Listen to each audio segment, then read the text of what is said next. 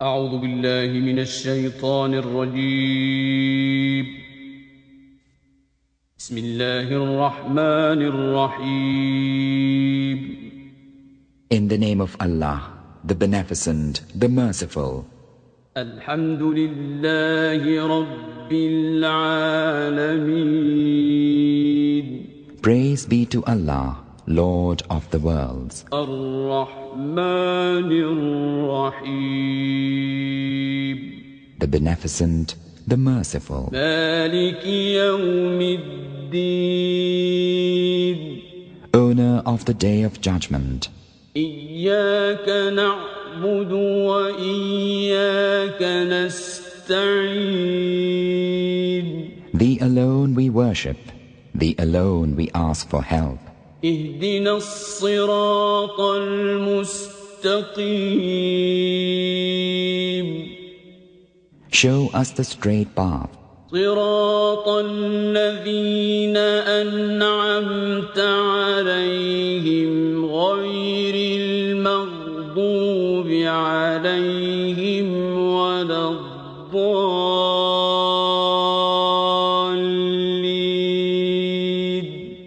The path of those whom Thou hast favored, not the path of those who earn Thine anger, nor of those who go astray. بسم الله الرحمن الرحيم. اللهم كن لوليك الحجة ابن الحسن صلواتك عليه وعلى آبائه في هذه الساعة وفي كل ساعة وليا وحافظا وقائدا وناصرا ودليلا وعينا حتى تسكنه أرضك طوعا وتمتعه فيها طويلا. وبه نستعين وهو خیر معین.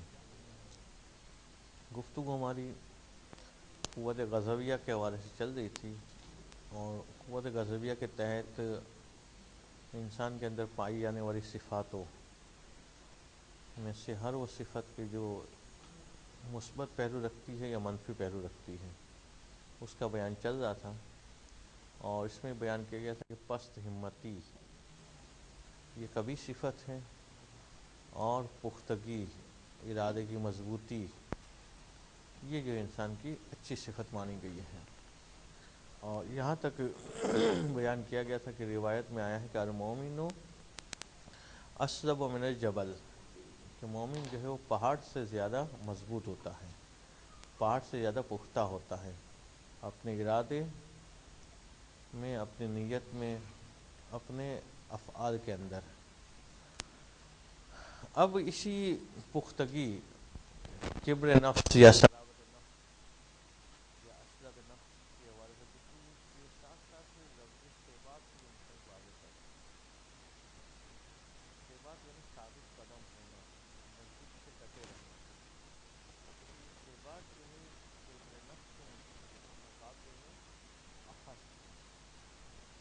کبر نفس کا اندر معنی عمومیت پایا جاتا ہے، اس میں معنی خصوصیت پائے جاتے ہیں.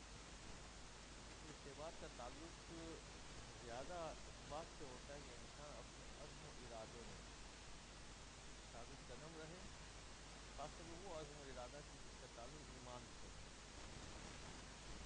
ایمان کے معاملے میں شبہات جب پیش آئے تو اپنے ایمان سے متغیر نہ ہونا چاہیے. اس کے بعد اس اعتبار سے کبر نفس سے اخذ ہو جائے گا، اس کی وضاحت انشاءاللہ عبارت میں آ جائے گی. اس کے بعد جو کبھی صفت قوت غضبیہ کی وجہ سے انسان میں پیدا ہوتی ہے وہ ہے بناعت و ہمت.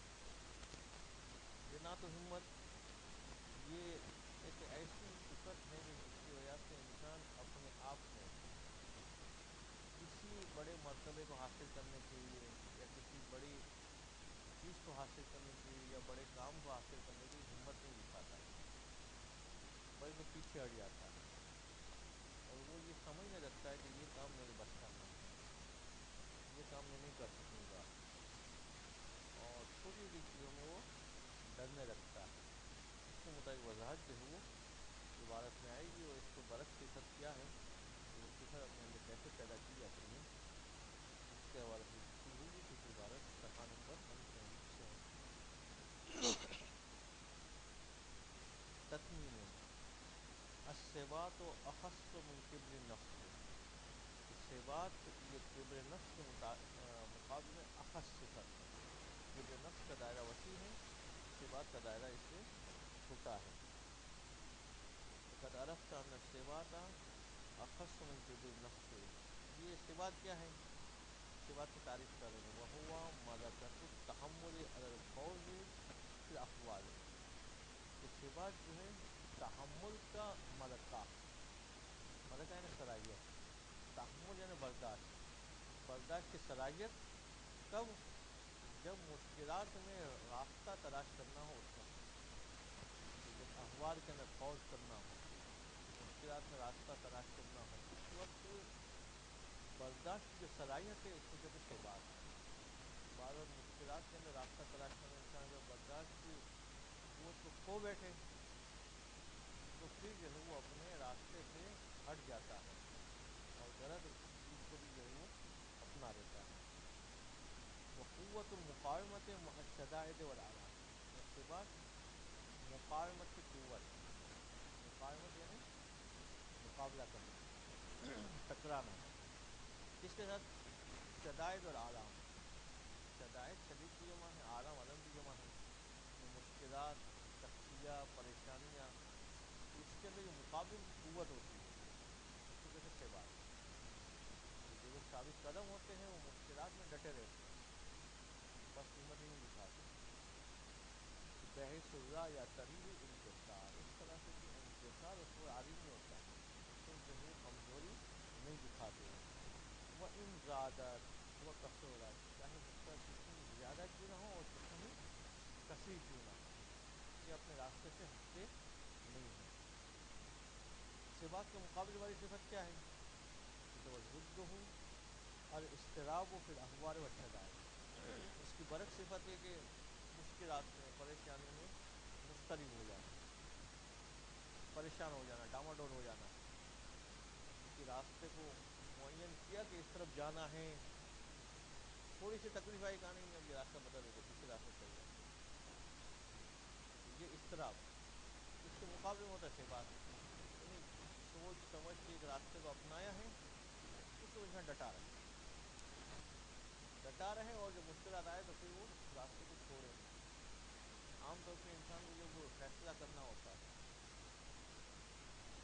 تو وہ صحیح وقت پہ فیصلہ نہیں کرتا، اس لیے وہ صحیح معنوں میں فیصلہ نہیں کر پاتا، جبکہ اگر کسی بڑے ہدف کے لیے انسان کو فیصلہ کرنا ہو تو اس لیے کون سا وقت مناسب ہوتا ہے؟ تو کہا جاتا ہے کہ انسان کی تینوں اوقات میں الگ الگ کیفیت ہوتی ہے، صبح کے وقت، دوپہر کے وقت اور شام کے وقت۔ شام کے وقت انسان کی کیفیت عام طور سے جو ہے وہ مایوسی والی ہوتی ہے، کہ وہ بڑے فیصلے کرنے میں ڈرتا ہے۔ صبح کے وقت عام طور پہ انسان کی کیفیت جو ہے وہ اڑان والی ہوتی ہے، کہ بڑے سے بڑی چیز کے لیے آسان سمجھ کے فیصلہ کر دیتا ہے۔ زیادہ جو مضبوط فیصلہ مانا جاتا ہے وہ کہتے ہیں دوپہر کے وقت کا ہوتا ہے، کہ دوپہر کے وقت نہ صبح والی کیفیت ہوتی ہے کہ ناممکن کو بھی وہ سمجھ لیتا ہے کہ ممکن ہو جائے گا، نہ شام والی کیفیت ہوتی ہے کہ جب ممکن سے بھی ڈر رہا ہوتا ہے، بیچ والی کیفیت، اس میں انسان جو فیصلہ کرتا ہے وہ زیادہ مضبوطی والا ہوتا ہے۔ جس طرح سے فیصلوں کے کہا جاتا ہے انسان زیادہ خوشی کے عالم میں جب فیصلہ کرے گا وہ بھی غلط ہوگا، شدت غم کے عالم میں جو فیصلہ کرے گا وہ بھی غلط ہوگا، جب دونوں کیفیت مساوی ہوں، نہ انتہائی زیادہ خوشی کے عالم میں ہو، نہ ہی انتہائی زیادہ غم زدہ ہو، جو فیصلہ کرے گا وہ عام طور پہ صحیح ہوتا ہے. اسی طرح سے زمانے کے اعتبار سے اور حالات کے اعتبار سے بھی انسان کو اعتدال کو مد نظر رکھنا ہے. وہ بیچ والا حصے کو تلاش کر کے وہاں پہ جو فیصلہ کرے گا وہ زیادہ مضبوط والا فیصلہ ہوگا, اور پھر اس فیصلے کو وہ ثابت قدم رہے اور ڈگمگائے نہیں.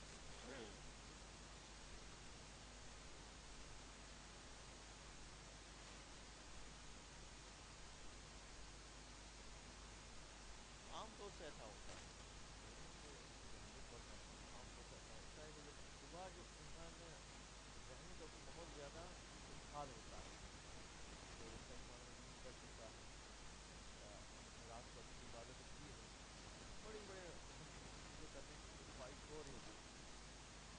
شام کے ٹائم میں عام طور پہ انسان جو ہے تھکن کے عالم میں مایوسی کا شکار ہوتا ہے, تھوڑی بہت ذہنی مایوسی کھاتی ہے. تو دونوں کہا جاتا ہے دونوں وقت کے فیصلے اتنے اچھے نہیں ہوتے, پریکٹیکل نہیں ہوتے. صبح کے وقت کا فیصلہ عام طور سے انسان جو کرتا ہے وہ پریکٹیکل والا ہوتا ہے. اس میں فرق ہو سکتا ہے نظریات کے اعتبار سے, کسی بعض کا نظریہ ان کا تعلق نفسیات سے ہے. بعض لوگ کہتے ہیں کہ اس طرح سے انسان کو فیصلہ کرنا چاہیے کہ کیفیت درمیانی والی ہو, نہ حد سے زیادہ خوش ہو نہ حد سے زیادہ غمگین ہو. تو ویسے ہم پریکٹیکل لائف میں بھی دیکھتے ہیں کہ بعض فیصلے کیونکہ خوشی کی عادت ہوتی ہے اور بعض میں پچھتاتے ہیں. انسان کسی سے بہت زیادہ خوش ہو تو اہم ترین چیز کو گفٹ میں دے دیتا ہے, بعد میں خیال آتا ہے کہ اتنی قیمتی چیز نہیں دینی چاہیے تھی. بہت زیادہ غم زدہ ہوتا ہے تو جو چیز نہیں مانگنی چاہیے وہ مانگ لیتا ہے اس سے. بعد میں خیال ہوتا ہے کہ یہ چیز تھوڑی ہو سکتی کہ مانگنی ہے.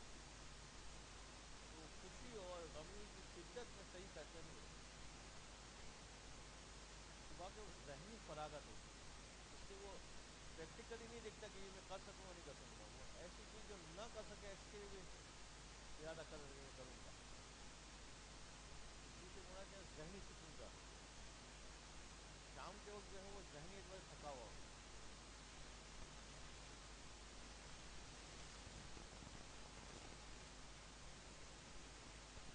ہو سکتا ہے نیند کا غلبہ زیادہ ہو گیا, ورنہ جو صبح انسان, اس لیے پڑھائی کے لیے بھی کہا گیا کہ بہترین وقت جو ہے صبح کا وقت, کیونکہ انسان کا ذہن زیادہ سکون میں ہوتا ہے.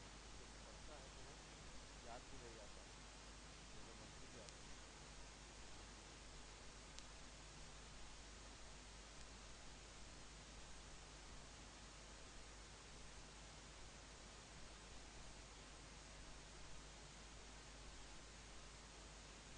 دیکھنا ہے کہ وہ فیصلہ مختصر مدت کا ہے یا وسیع مدت کا ہے.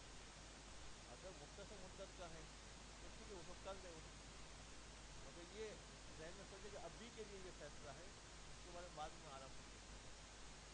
اس وقت کا انتظار کریں, پھر جو وقت آئے گا جس میں آرام سے فیصلہ کر سکیں. اگر ٹال سکتا ہے تو اس وقت تک ٹال, نہیں ٹال سکتا تو مختصر مدت والا فیصلہ کریں.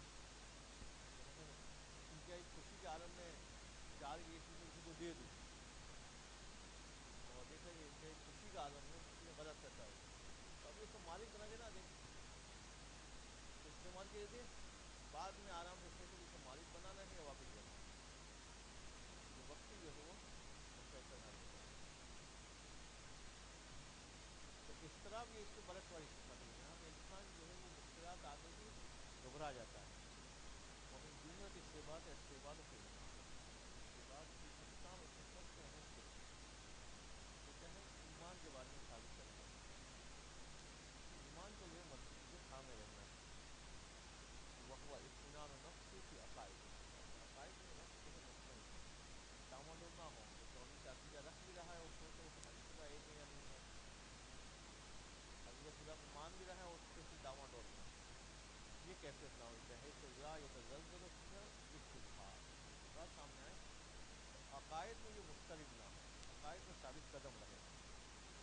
تو قال اللہ تعالی, اللہ تعالیٰ کا فرمان سورہ ابراہیم کی آیت نمبر 27 کے اندر کہ پروردگار ان لوگوں کی تعریف کر رہا ہے جو اپنے ایمان میں ثابت قدم ہیں.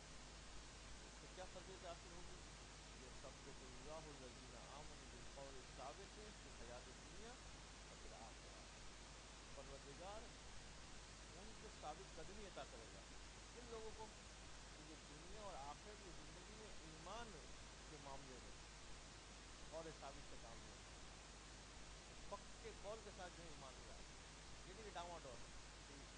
ادھر کی بات سنی تو ادھر ہو گئے، پھر ادھر کی بات سنی ادھر ہو گئے. تو بعض لوگ ہوتے ہیں کہ ہر ایک کے ساتھ حامل آئے. انہوں نے کہا کہ یہ دلیل ہے. ہاں بات تو صحیح ہے.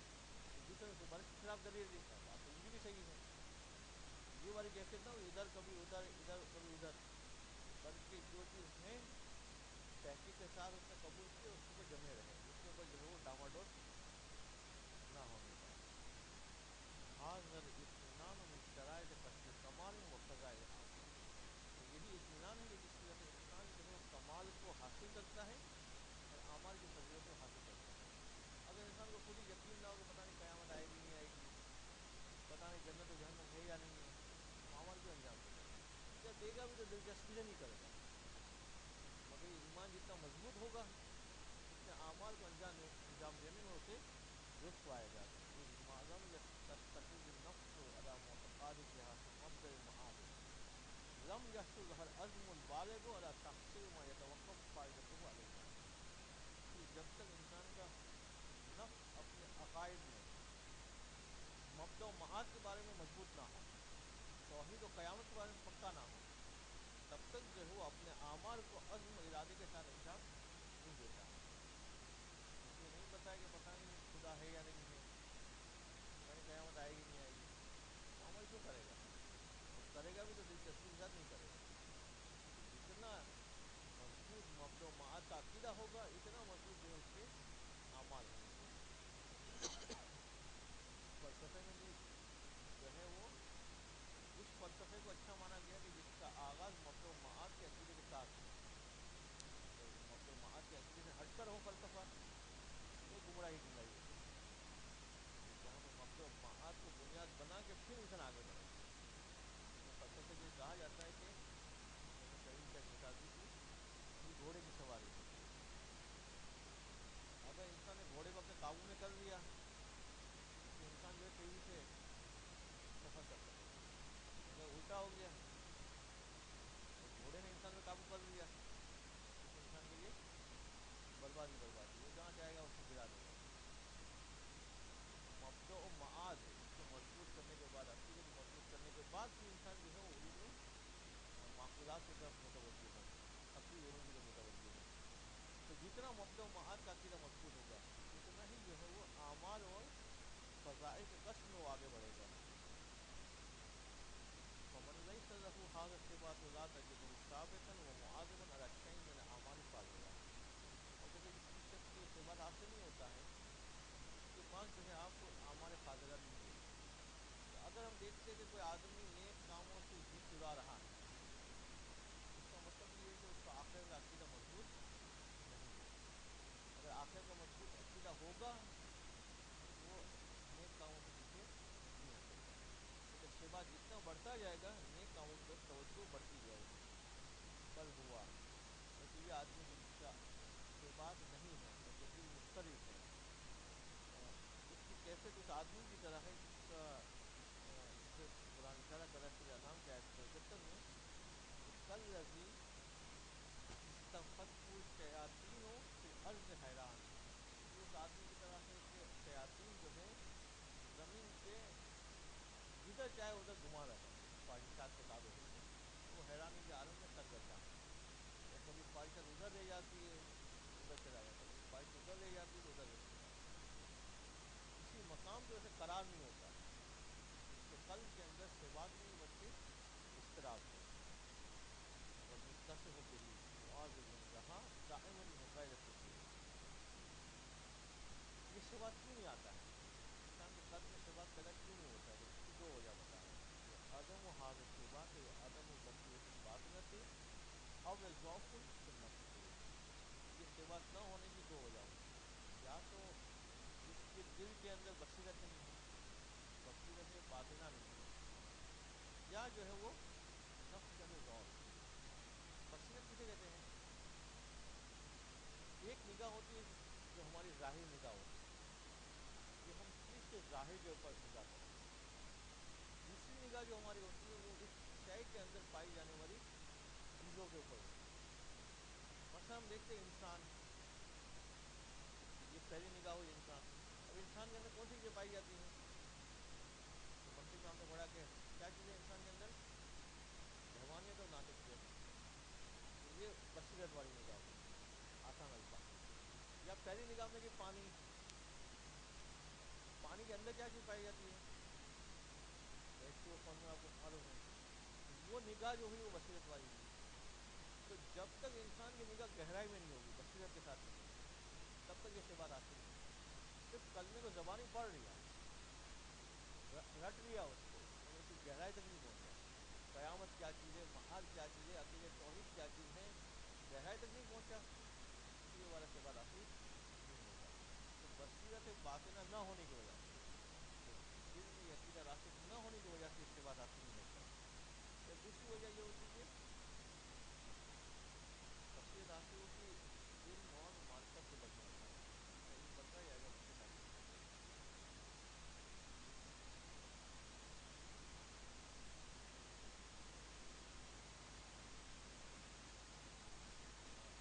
وہاں پہ پرابلم شاید یہ ہوا ہوگا کہ حقیقی بصیرت حاصل نہیں ہوئی. دھوکہ کھا جاتا ہے. ہوتا یہ کہ بعض وقت انسان علم بھی رکھتا ہے, بصیرت بھی رکھتا ہے, مگر نفسانی خواہشات اس میں غالب آ جاتی ہیں, اس کے باوجود جو ہے کفر کا ارتکاب کر دیتا ہے. جب تک قوت غضبیہ اور شہریہ و وحشیہ صاحب عقیدہ نہ ہو جائے تو ان کے خطرات ایسے ہوتے ہیں. تم دیکھتے ہو کہ ایک شخص جانتا ہے کہ آگ ہے, دل جانتا ہے کہ اس کے اندر ہاتھ ڈالنے میں جل جائے گا, پھر بھی اس میں ہاتھ ڈال دیتا ہے. کب ڈالتا ہے؟ جب اس کو حقیقی ادراک نہیں ہے یہ کیا ہے, صرف گناہ کرنے والا ہے, پتہ کہ اس گناہ کے عوض میں جہنم میں جانا ہے, ایمان بھی رکھ رہا ہے, مسلمان ہے, حضرت والی حدیث میں اس گناہ کی جو سزا ہے, پھر بھی گناہ کا ارتکاب کر رہا ہے. اس کا مطلب یہ کہ یا تو بصیرت حاصل نہیں ہوئی, یا بصیرت حاصل ہونے کے باوجود نفسانی خواہشات نے اس کو غلبہ کیا, وہ جانتے ہوئے بھی یہ گمراہ کر رہا ہے. تو بہت سارے لوگ تاریخ میں گزرے تھے کہ جو اللہ کے رسول کو جانتے تھے, اللہ رسول کے کو بھی جانتے تھے, لیکن مخالفت کی, نقصہ کر گئے, اس نے اپنا مجبور کیا کہ وہ جو ہے مخالفت کر بیٹھے. تو یا تو بصیرت باطنہ نہیں ہوتی, یا ذوق ہوتا ہے نفس کا بھی. یہ ذوق نفس والی والی بات ہے کہ بصیرت ہوتی ہے پھر بھی جو ہے اس سے بات نہیں ہوتا. کیوں؟ اس لیے کہ یہاں پہ قوت عقیدہ ضعیف ہو گئی تھی, باقی قوت اس میں غالب آ گئی, اس کی وجہ سے وہ صفات میں باقی نہ رہ سکے. فوجودہ یحصل من المعرفت قوت النفس, صفات کا وجود یہ حاصل ہوگا اس سے معرفت اور دوسرا نفس کو قوی کرنے سے.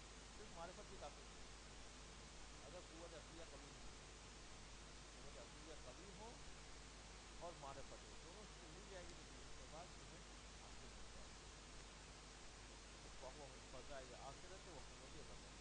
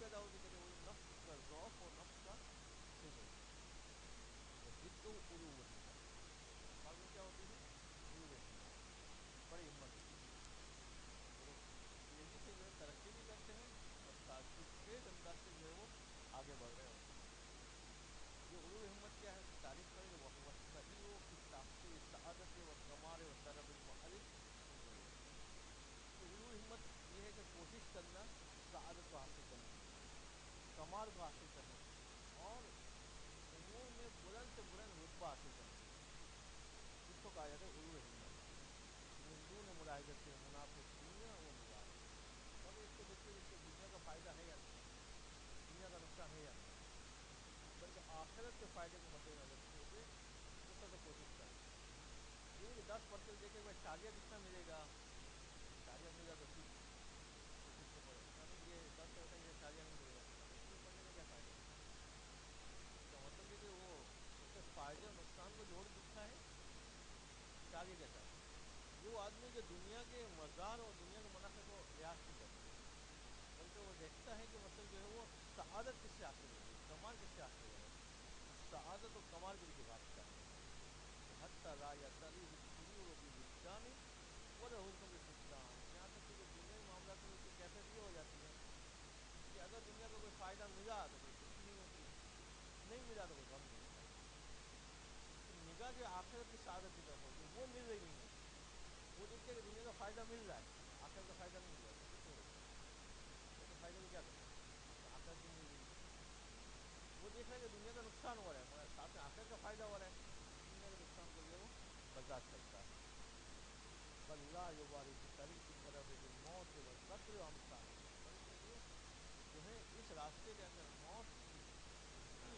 اور قتل کی یا ان جیسی چیزوں کی پرواہ نہیں کرتا سعادت کے حاصل کرنے کے لیے وہ ساری چیزوں سے ٹکرا جاتا ہے صاحب حاضر ملکت هو المؤمن الحقیقی الشاعر اس صفت کا حامل جو شخص ہوتا ہے وہ حقیقی مومن ہوتا ہے اور جو موت کا شوق رکھتا ہے اور موت و تحفہ موت کو اسے تحفہ ہوتا ہے وہ اعظم و سرور یسر موت کی اس سے بہترین خوشی ہوتی ہے جس سے اس کا ملاپ ہوتا ہے کما ورد فی الاخبار اس کی روایتوں میں یہ بات وارد ہوئی ہے اس میں 2 شعر بلکہ 3 شعر پیش کیے انہوں نے حافظ بھی شیرازی کے ٹائم پر بھی اس کا خلاصہ پیش کر دیتے ہیں فارسی کے شعر ہیں پہلے شعر کے اندر جو ہے وہ شاعر یہ کہہ رہا ہے کہ موت سے میں تو نہیں ڈرتا ہوں لوگوں کی طرح یہ موت کو میں تو میں ذریعہ سمجھتا ہوں کہ میری زندگی جو ہے موت سے گری ہوئی تھی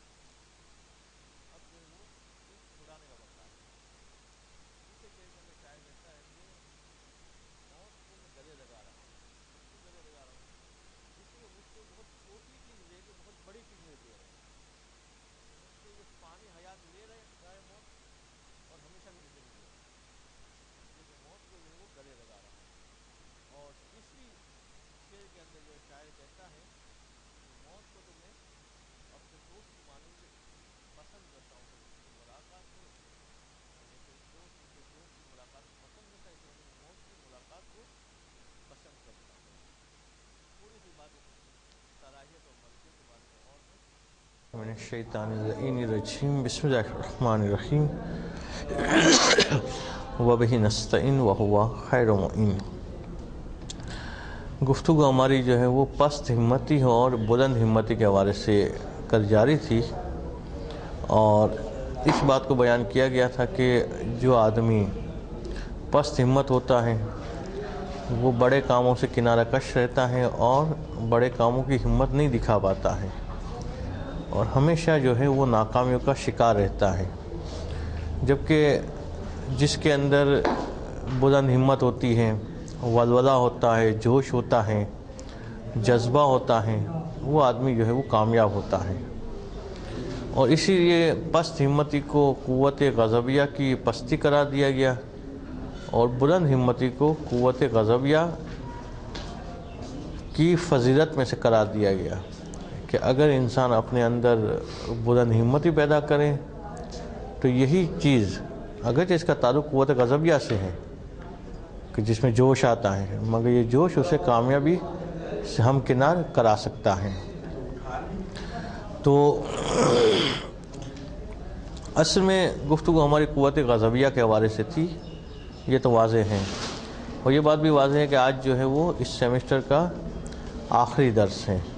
اب جو اگلا درس ہوگا وہ امتحانات کے بعد ہوگا اور وہ نیا سیمسٹر ہوگا۔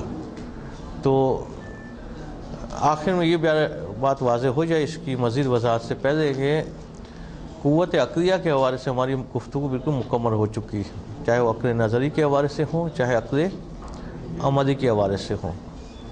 باقی تین قوتیں، قوت غضبیہ اور وہمیہ اور شہویہ، اس میں غضبیہ کے حوالے سے ہماری گفتگو جاری ہے، اور قوت غضبیہ میں ان چیزوں کا بیان چل رہا ہے کہ جو انسان کے لیے ناپسندیدہ صفت ہے۔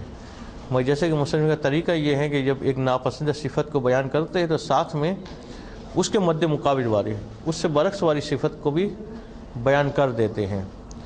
تو پست ہمتی یہ قوت غضبیہ کی کبھی صفت تھی، تو اس کے مقابلے میں جو ہے وہ بلند ہمتی کا تذکرہ کیا گیا، اور اس بات کو واضح کیا گیا کہ بلند ہمت آدمی ہی حقیقت میں بلند مقامات کو حاصل کر سکتا ہے، اور جس حد تک وہ کوشش کرتا جائے گا اس حد تک وہ بلند ہوتا جائے گا، اور اس میں بھی کوئی حد نہیں ہے کہ انسان اس مقام تک ہی پہنچ سکتا ہے، اس سے آگے نہیں پہنچ سکتا، بلکہ بلند مقامات تو ذات تعداد ہیں۔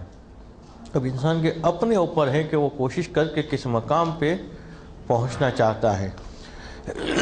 اس کے بعد کی گفتگو جو ہے وہ قوت غضبیہ کی اس خرابی کے حوالے سے ہے کہ جہاں پہ انسان کے اندر غیرت اور حمیت نہ پائی جائے، ختم ہو جائے یا کم ہو جائے، اور اس کے برعکس صفت کہ جو انسان کے اندر غیرت کا ہونا اور حمیت کا ہونا۔ غیرت کے حوالے سے جو فضیلتیں بیان کی گئی ہیں اس کے متعلق احادیث وغیرہ ہیں، دیکھیں عبارت میں صفحہ نمبر 178۔ اب یہ تینوں اشعار کا تو خلاصہ بیان کر دیا گیا تھا، اس کے بعد کا پیراگراف کہ وَهَٰذِهِ الْمَلَكَةُ مِن نَتَائِجِ كِبْرِ النَّفْسِ وَشُجَاعَتِهَا، وہ یہ جو صلاحیت انسان میں آتی ہے، بلند ہمتی، کہ ہر کام کرنے کی خواہش کا ہونا، زیادہ زیادہ حاصل کرنے کی تمنا کا ہونا، یہ کبر نفس اور شجاعت نفس کا نتیجہ ہے کہ جب انسان شجاع ہوتا ہے تو بڑے کام کی وہ ہمت دکھاتا ہے، وہ آگے بڑھنے کی خواہش رکھتا ہے کہ وہی یا اعظم۔ جی اگر یہ بھی کہا ہے کہ ہر کام میں آدمی کو کوشش کرنی چاہیے، ہمت کرنا چاہیے، لیکن نہج البلاغہ میں حدیث جس کا مفہوم یہ ہے کہ کوئی مختلف چیزوں پر نظر رکھے گا، یہ بھی حاصل کر لیں، یہ بھی حاصل کر لیں، یہ بھی کر لیں، تو اس کی تدبیریں جو ہیں اس کا ساتھ چھوڑ دیں گی۔ مثلا کچھ لوگ جو ہوتے ہیں اوور اسمارٹ بننے کی کوشش کرتے ہیں، اس علم میں جائیں گے، اس علم میں جائیں گے، جو اس کے حوالے سے یہ حدیث یہ کہہ رہی ہے ان کی تدبیر ان کا ساتھ چھوڑ دیں۔ ہاں، مگر دونوں باتوں میں کوئی ٹکراؤ نہیں ہے، وہ باتیں مختلف راہوں کے اعتبار سے ہیں۔ یہ بات کسی بھی آپ نے راستے کا چناؤ کیا، اس کے بعد اس میں بلند ہمتی دکھانے کے حوالے سے ہے، تو یہ تو ہے کہ انسان جو مختلف سمتوں کو اپنائے گا تو کامیاب نہیں ہو سکے گا، مگر کچھ علوم مقدماتی ہیں، وہ تو ہر آدمی کو پڑھنا ہے۔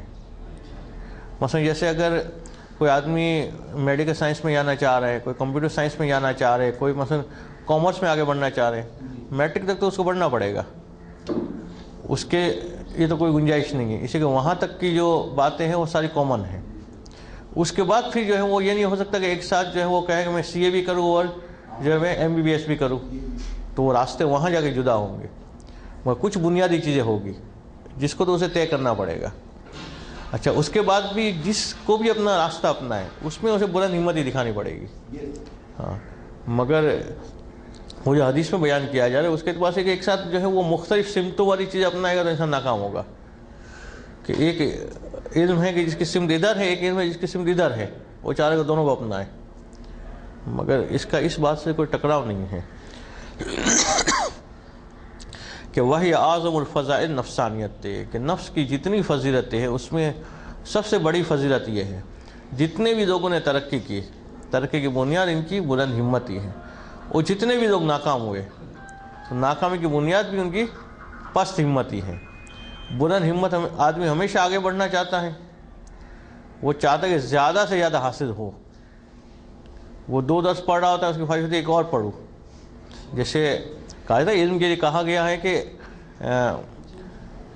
جیسے تاجر اور طالب علم دونوں کو ملایا گیا ہے کہ تاجر جو ہے اس کی ہوس بھی ختم نہیں ہوتی اور طالب علم کی ہوس بھی ختم نہیں ہوتی. تاجر کو کس کا زیادہ شوق ہوتا ہے کہ زیادہ مال آئے، اور طالب علم کو کس کا شوق ہوتا ہے زیادہ علم آئے. اگر وہ دکان کی شٹر گرا چکا ہو اور کوئی گراہک آ جائے، واپس شٹر اوپر کرے گا کہ نہیں اس گراہک کو بھی جو ہے وہ چیز دے دوں. جی لیکن وہ سب کی ذہنی سطح کے اعتبار سے جو کہتے ہیں کہ عبادت معیار کے اعتبار سے کرو، اب زیادہ کیے تو بیہوش ہو جائیں گے.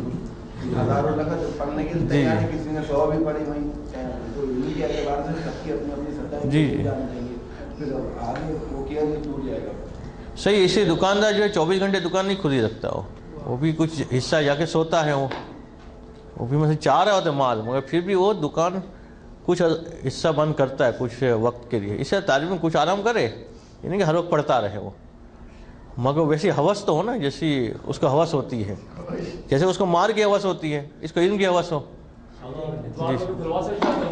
جی جی ہاں، وہ تو کھلا ہوتا ہے اتوار کو. مدرسہ کھلا ہوتا ہے، مدرسہ کھلا ہوتا ہے اتوار کو، آ کے پڑھنا چاہے کوئی. جی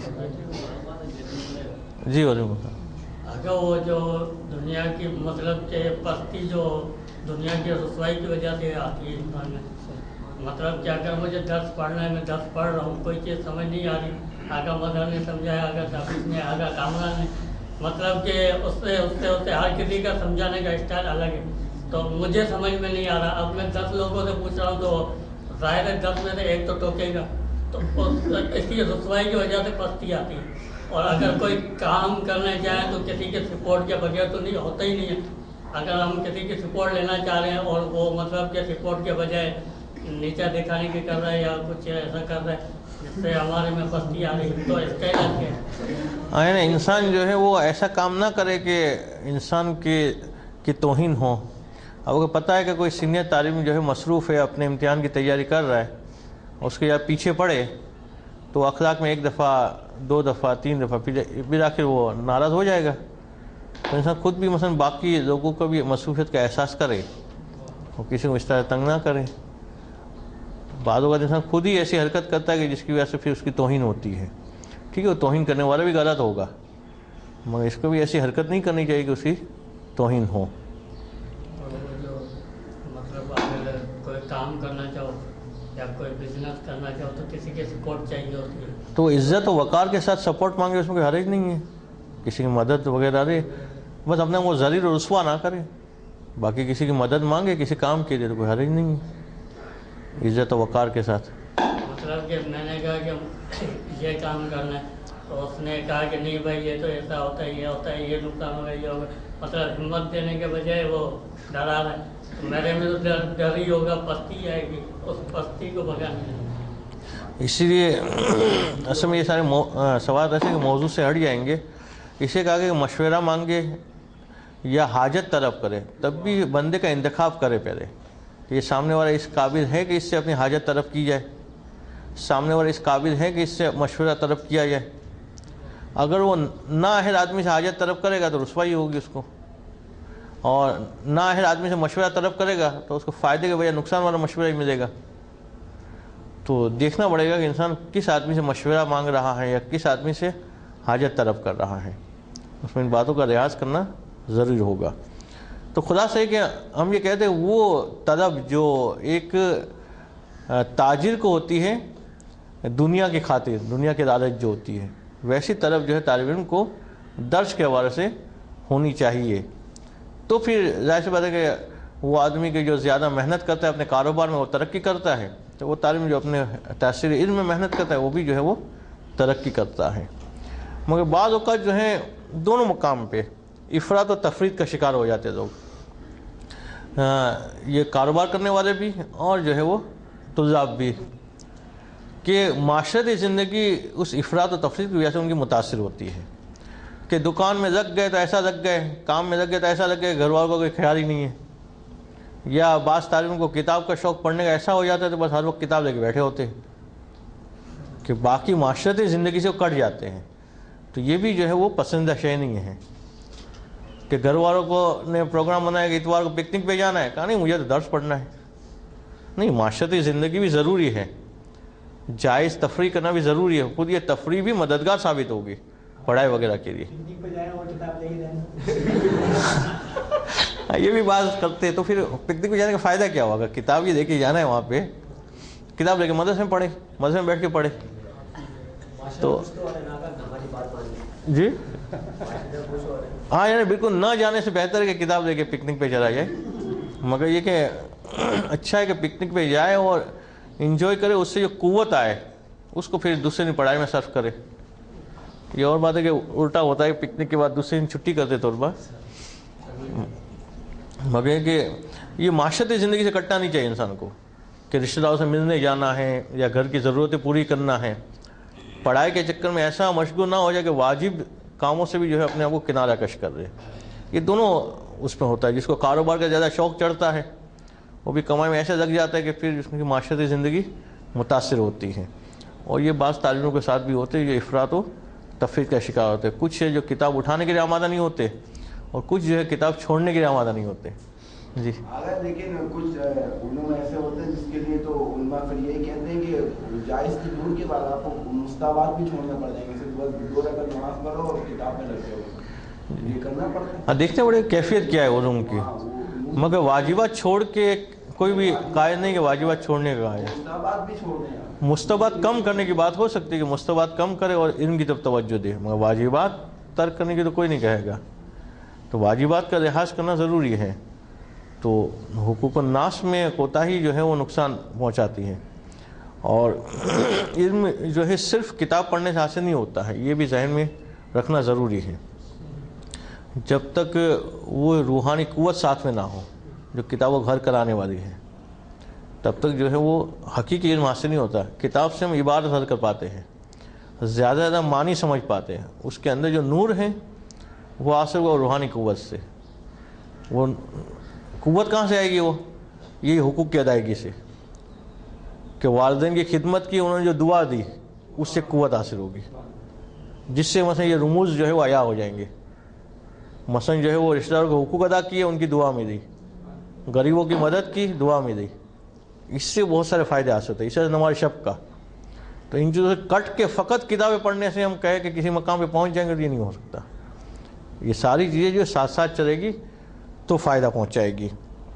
تو وہی اعظم الفضائل نفسانیت ہے کہ نفسانی فضائل میں یہ عظیم ترین چیز ہے کہ انسان جو ہے وہ پختہ ارادے والا ہو، مضبوط نیت والا ہو اور بلند ہمت رکھے کہ اس کل من وصل الی مراتب العظیمت والامور العالیت فانما وصل الیہا لاجلہا. کہ جو آدمی بھی بلند مقام پہ پہنچا ہے، جو آدمی بھی عظیم رتبے پہ فائز ہوا ہے، یہ فقط اسی وجہ سے فائز ہوا کہ وہ مشکلات سے گھبرا کے بھاگا نہیں، اس نے پست ہمت ہی نہیں دکھائی، بلکہ بلند ہمتی سے وہ آگے بڑھتا رہا. کہ صاحبھا لا یرضی بالمراتب الدنیہ. اس لیے جو بلند ہمت والا ہوتا ہے وہ چھوٹے رتبے پہ راضی نہیں ہوتا. اگر اس کو 2 درس کا کہا جائے تو نہیں اس میں تو مزہ نہیں ہے، کچھ درس بڑھا دے. اس کا چھوٹی کتاب پڑھو گا، نہیں اور چاہیے. وہ چھوٹی چیز پہ راضی نہیں ہوتا ہے. جیسے مثلا دکاندار کو اگر 2 گراہک آئے ہوں تو وہ دکان بند کرنے کا دن نہیں چاہے گا جب تک 2-4 اور نہ آ جائے، اس دن کا جتنا ٹارگیٹ پورا نہ ہو جائے. وہ کم پہ راضی نہیں ہوتا ہے. جی شاریہ تو یہ فری چیز ہے نا، یہ تو اصل کی بات ہو رہی ہے. تو اصل زیادہ ہوگا تو فرق تو خود بخود ہی آ جائے گا. دنیا تو جیسے ہم نے کہا کہ وہ بھوسے کی مانند ہے. اگر مثلا گندم زیادہ ملیں گے کھیت میں تو بھوسا بھی زیادہ ہی اگے گا. تو خود بخود پیچھے پیچھے وہ چیز آنے والی چیز ہے. اصل چیز زیادہ ہوگی تو فرق جو ہے خود بخود ہی زیادہ ہوگی. مگر ایسا نہ ہو کہ انسان جو بھوسے کے لیے گندم بوئے تو ممکن ہے کہ بھوسا بھی نہ ملے اور گندم بھی نہ ملے. تو یہ جو ہے وہ کم چیز پہ راضی نہیں ہوتا. وَيَشْمِرُ لِتَحْصِيلِ مَرَاتِبِ الْعَالِيَّةِ وَالْأُمُورِ الْمُتَعَالِيَةِ. یہ لگا رہتا ہے، یہ کوشش میں لگا ہوتا ہے کہ ہر وہ کام کرے کہ جس سے اسے بلند مرتبہ ملے، جس کی وجہ سے وہ پروردگار عالم سے قریب ہو جائے. کہ وفی جوہر انسان وجبلته ان يسير الى كل ما يجتهد في طلبه. اور انسان کے جوہر کے اندر یہ والی چیز ہے کہ انسان جہاں تک پہنچنا چاہے وہاں تک پہنچ سکتا ہے. کوئی ایسا نہیں کہ ہم کہیں کہ وہاں جگہ اینڈ ہے اس سے آگے نہیں جا سکتا، بلکہ مراتب میں جہاں پہنچنا چاہے وہاں تک پہنچ سکتا ہے. کہ خود قرآن کی آیت سورہ عنکبوت کی آیت نمبر 69 کے اندر ہے کہ والذین جاہدوا فینا لنہدینہم سبلنا، کہ جو لوگ ہماری راہ میں کوشش کرتے ہیں اب ہم جو ہے خود انہیں اپنے راستوں کی ہدایت کر دیتے ہیں. انسان کو پہلا قدم خود بڑھانا ہوتا ہے، پھر پروردگار عالم کی طرف سے رہنمائی ملتی ہے، راستے جو ہے وہ آسان ہوتے جاتے ہیں.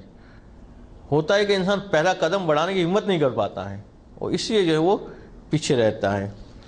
کہ من طلب الشیء وجد وجد، کہ دو چیزیں ضروری ہے کہ پہلے انسان کسی شے کو چاہے کہ من طلب الشیء، اس کے بعد وجد، اس کے کوشش کرے، وجدا، وہ چیز مل جائے گی اسے.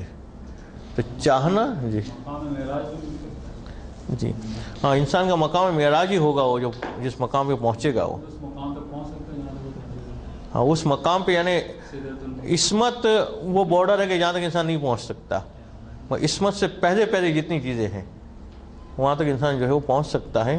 سرمانہ ابوذر کا رتبہ ہے، اس تک پہنچ سکتا ہے انسان کہ ایمان کے 10ویں درجے پہ فائز تھے. تو ابھی جو ہے اگر ایمان کے .00001 پہ اگر فائز ہیں ہم تو اس کو بڑھاتے بڑھاتے بڑھاتے پہنچا سکتے ہیں.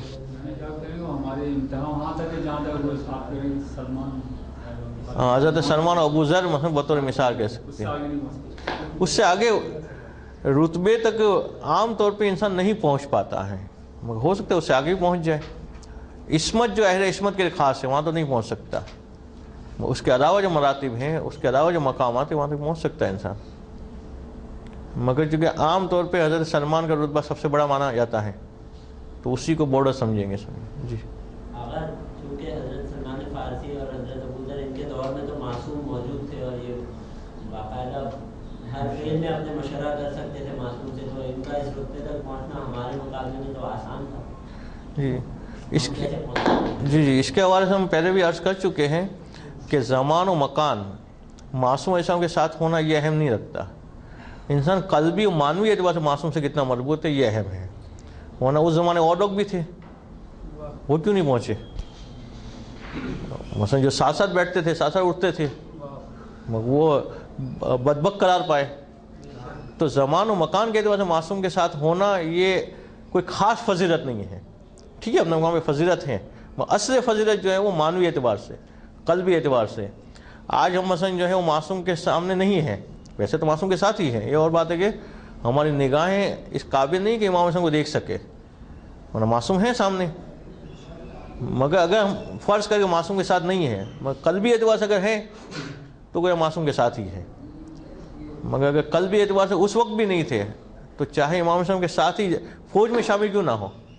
وہ ہو سکتا ہے کہ مثلا جیسے وہ بعض لوگ بھاگ گئے تھے، ہم بھی جنگ میں بھاگ جاتے.